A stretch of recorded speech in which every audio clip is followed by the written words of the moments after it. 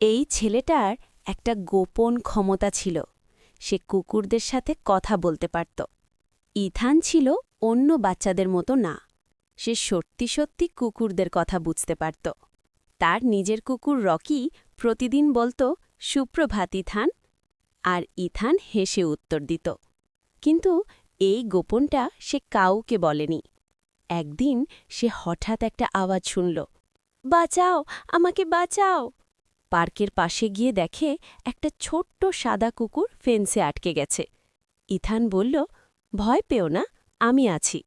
সে ধীরে কুকুরটাকে মুক্ত করে দিল। কুকুরটা খুশিতে লাফ দিল, ধন্যবাদ। সেদিন থেকে ইথান অনেক কুকুরকে সাহায্য করতে শুরু করল। হারানো কুকুর, ভয় পাওয়া কুকুর, সবাই তার কাছে নিরাপদ ছিল। কিন্তু একদিন বড় বিপদ হল। রকি দৌড়ে এসে বলল, দ্রুত চলো, এক কুকুর নদীর পাশে আটকে গেছে।